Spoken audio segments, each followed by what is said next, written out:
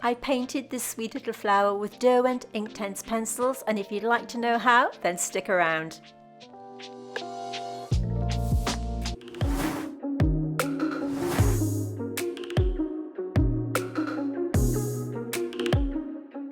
Okay, so let's dive into the tutorial, which is an extra upload for this week.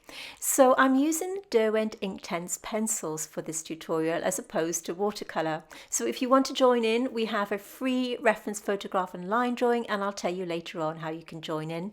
And I'm using mixed media paper because I've tried to use other papers with this with less success, shall we say. So I've got a selection of Derwent Inktense pencils here, and I'm going to talk to you a little bit about them as we go through the tutorial and how they differ from watercolour.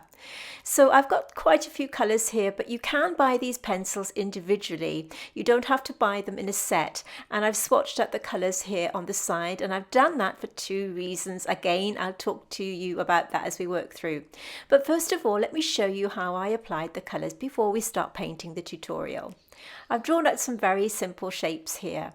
Now, it's important that you get out of the mindset of colouring in your painting like this with a pencil. So in other words, don't scribble it onto the paper like this, thinking that you're just going to be using that pigment to colour in your pencil lines. Instead, think of it as a way of just putting that pigment onto the paper. Because when you activate your Inktense pencil with water like this, that's when you start to control the pigments. So just think of it as a means of getting that pigment onto the paper like this. The magic happens when you add water and it turns to ink.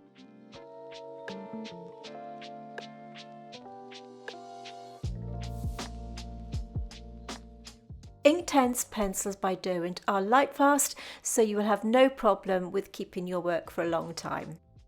So I'm using my number 8 round. This one is from Zen Art.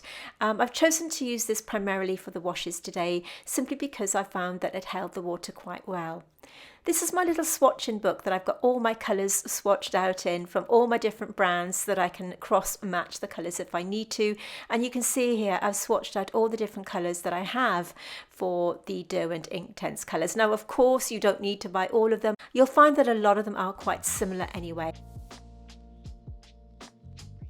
So what are Derwent Inktense pencils? Well, Jackson's Art say that they are highly versatile water-soluble pencils which create a vivid ink-like colour when combined with water. So you can blend them dry like this, or you can add water to them and blend them in the same way that you would blend watercolour. This is the way that I've kind of developed myself. I've only ever dabbled with these before when doing my Patreon doodles, and this is my first proper attempt at using them. Now, I've no idea whether this is the correct way to use them. I've been playing around with them, and this is the way I like to apply them. So I'm just using these using a very, very light touch. And the nearest colour that I can find to the colour on the reference photograph. Notice that I'm not taking this colour right up to the pencil line, because I want to give myself that little margin to push that pigment up to the pencil line when it's wet like this. Now, as with watercolour, we are going to be working from light to dark, so it's still a case of building up our colours slowly and making sure each layer of pigment is dry before we apply the next. So it's the same process and principles as watercolour, but this time we're working with ink.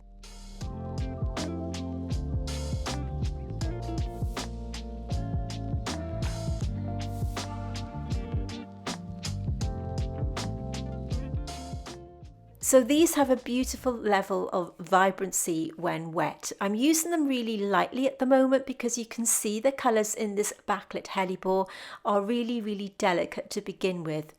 So I'm just applied these base tones. So we have the Sicilian Yellow colour, which is underneath, and you can see me wetting the paper here with my number 8 round and spreading that pigment to the pencil line when it is wet like this. Controlling it in the same way that I would control watercolour. Derwent Inktense pencils can be bought in sets, or you can buy them individually, and all of the materials that I'm going to be using today I will list in the description box below. So using Sicilian Yellow now that everything's dry, and I'm applying this where I find I would need that darker yellow tone. I'm also adding a tiny bit of fern at the base of this petal here. Notice the motion that I'm using. It's a very, very light pressure, and this is really important. You don't want to have your pencil marks on the paper, and the only way I have found to avoid this is by using a very light touch. And it's super important that every layer is completely dry before you apply this next layer.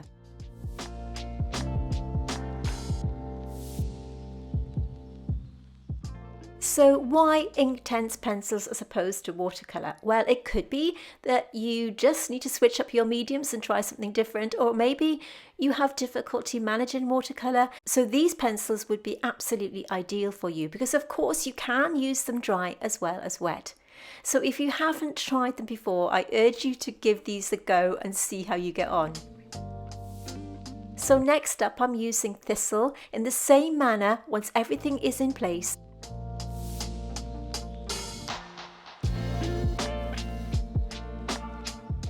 Using a damp brush to activate the pigment like this.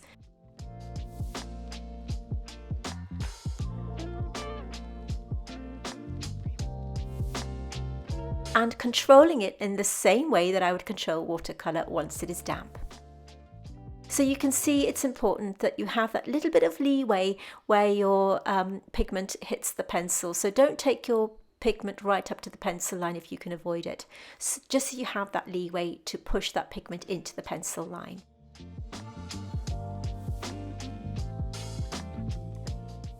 Once the pigment is activated, it turns into ink and you can move it around like this.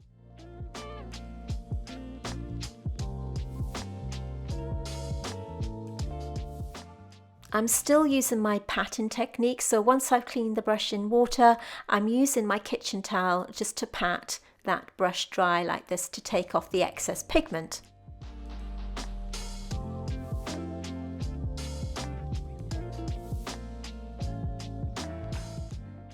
When I'm activating the pigment with the brush, I'm adding quite a bit of pressure because I want to remove those pencil type lines. I don't want to see any kind of pencil markings as such, and you can see me now picking up the pigment from my swatches to apply a tiny amount of ink. You can see how I'm using my little swatches as little mini paint palettes, almost like a little paint dot that you would get when you buy your little swatching cards.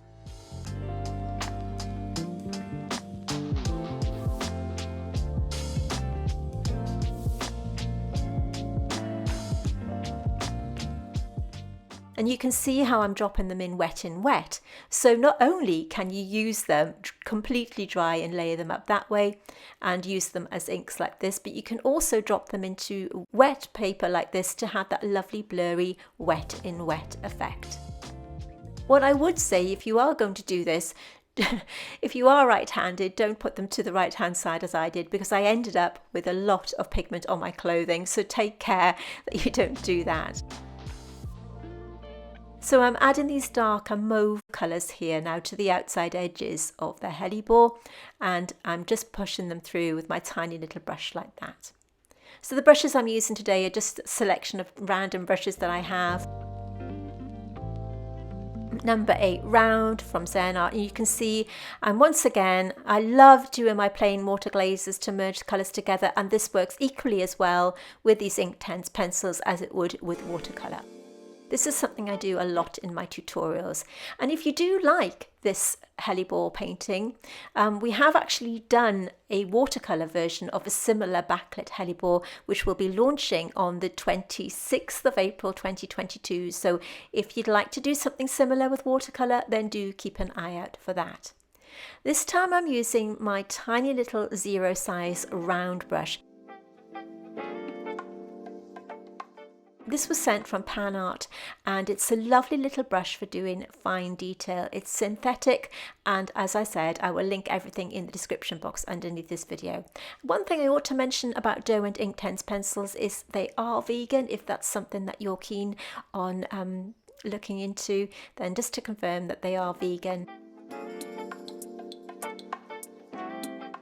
So you can see now I'm starting to really build up these colours, but this is completely dry and I'm adding a little bit more of the Sicilian Yellow colour like this. This is to give it a little bit of a pigment boost, and I'm also pointing to the colours that I'm using.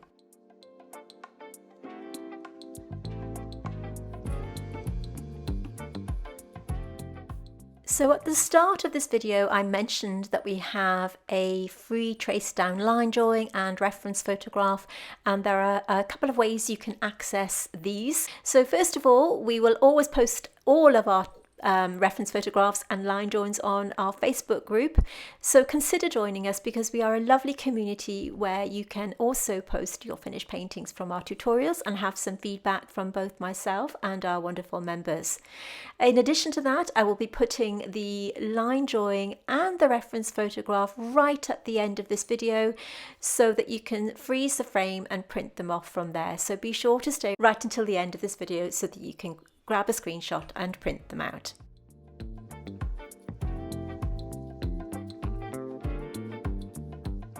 So once again, everything's completely dry.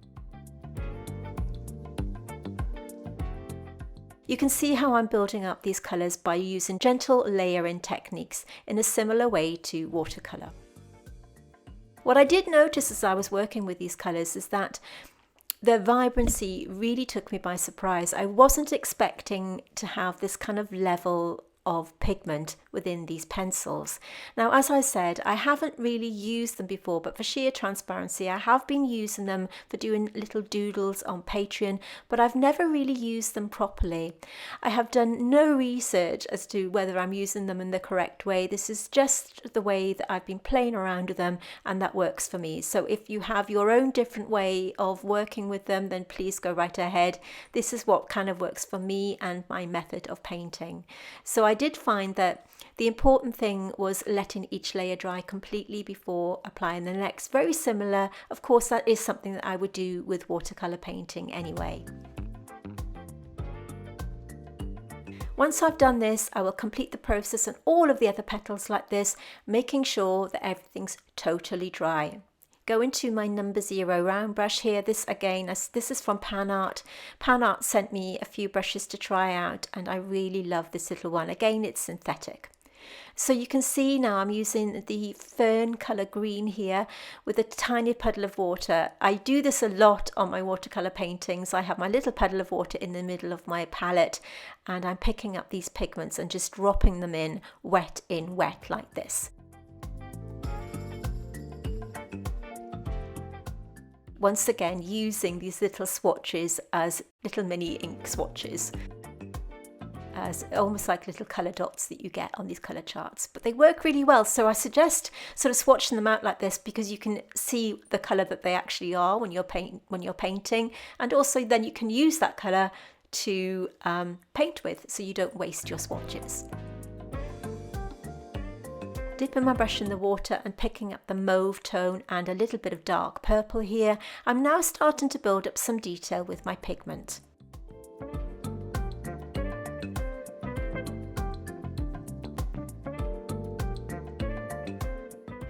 So as I said at the beginning of this video, this is an additional upload. So on this channel, we're all about watercolour. So every week on a Tuesday, we upload brand new watercolour tutorials. But if you are enjoying this Inktense video and you'd like to see more, then do let me know. Drop it in the comments below if you're interested in seeing more videos like this. Notice by using this method of application, I get full control of these pigments. I was really amazed at the level of colour payoff that you get from these. They are just beautiful.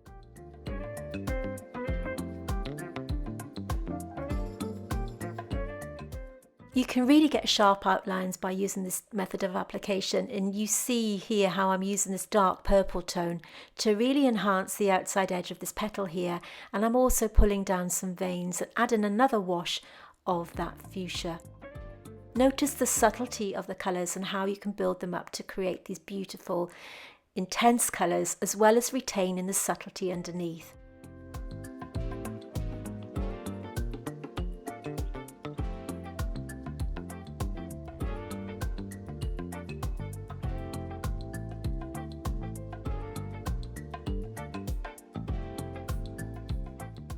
Using the tip of my brush and that dark purple tone to create more contrast on the outside edge of this petal, and just adding a little detail here.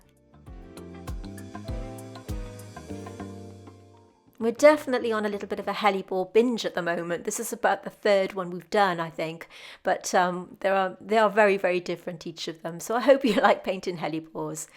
I'm applying the mauve tone in the middle here with this fine brush and just adding some water to soften up that edge. I'm just outlining the stamen and anther like this using the dark purple and also the base of the petals.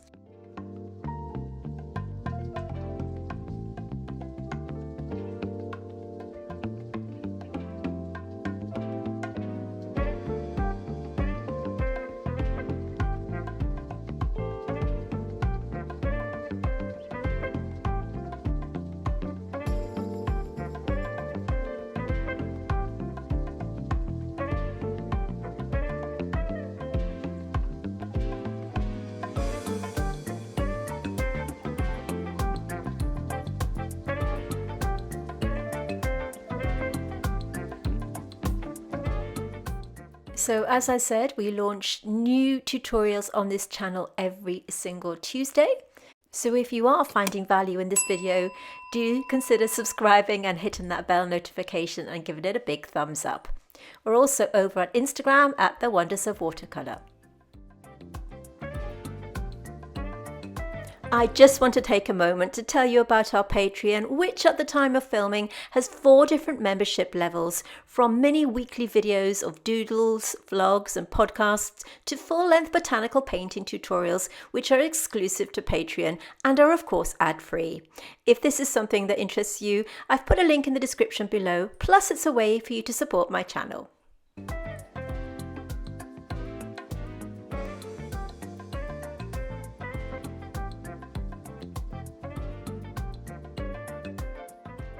So I've added a bit more pigment to the cherry there, and you can see I'm now outlining the stamen like this.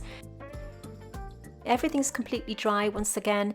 It's really important that you keep your lines nice and sharp and gain full control over your pigment.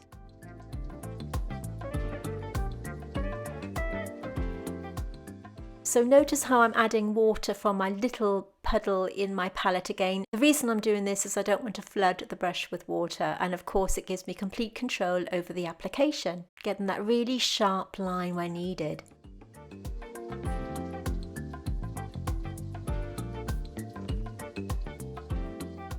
These are so beautiful to work with. I'm just amazed at the level of colour that you get. So having completed the process and everything's dry again, I want to concentrate on the middle of the hellebore like this, enhancing the stamen and anther.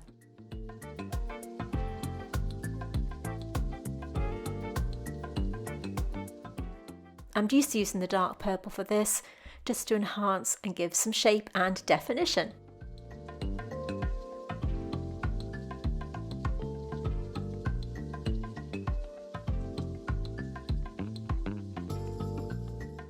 I have tried using the Derwent Inktense pencils on different watercolour paper. I tried it on my favourite cold pressed paper and I found that it was a little bit too difficult to blend, but I may try it again to see how I get on. I found that it worked better on mixed media paper because I've always said that mixed media paper has, it makes blending watercolour a lot easier, particularly if you're new to handling that particular medium. I did find that this particular paper worked really, really well.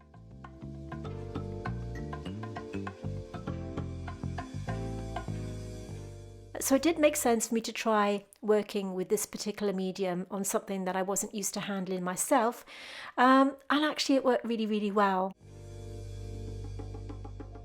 It handled the medium beautifully and made the blending process a lot easier than it did on my cold press watercolour paper. But maybe that's just something, that's just the way I work, and perhaps if you've tried it on different papers yourself, then you found it just as easy. Let me know in the comments below whether you've tried to use Inktense pencils on a cold press 100% cotton paper, because it's something I'd like to do.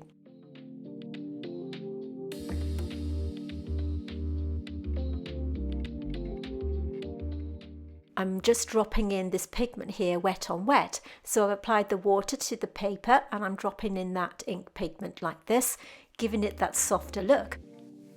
You can apply this in so many different ways, and I believe you can even use them on fabric.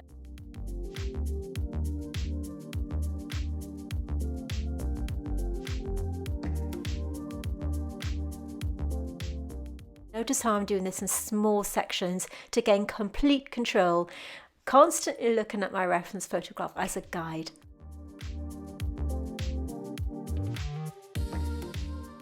So I'm using this pigment on the outside edge here to sharpen up that outside edge of the petal.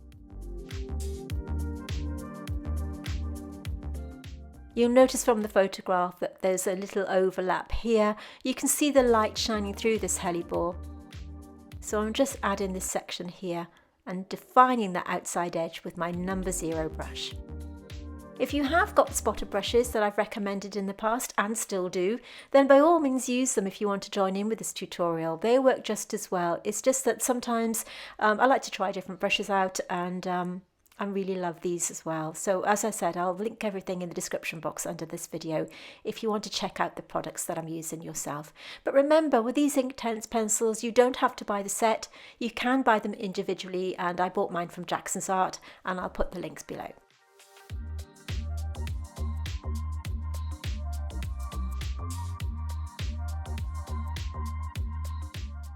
So now let's focus on putting in this, this beautiful sort of dark area that we have here on this petal, and I'm using the dark purple colour like this and blending it in with my damp brush. Once I've added the water to my brush, I pat it on my kitchen paper in the same way that I would do when I'm applying watercolour, and I've just added a tiny bit of fern green here. I found that when I was looking at the reference photograph, I could see an element of green in that section.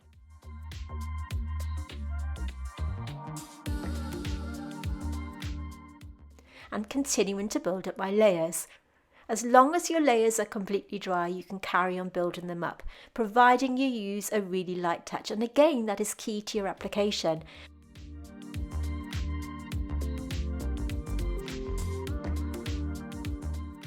I'm just going to add a bit of detail here using my white gel pen, just to brighten up those little stamen and anther, and on the base here. You don't have to do this, I just felt like brightening it up. This is just a gel pen.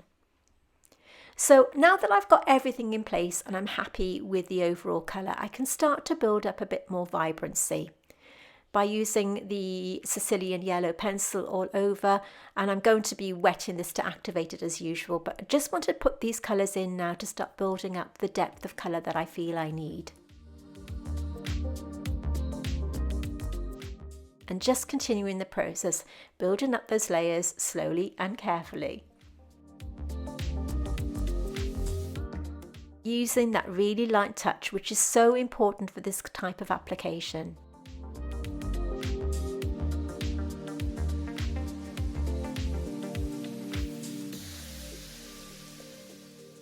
So we've still got quite a way to go on this tutorial, but the application method is exactly the same right until the end of this video.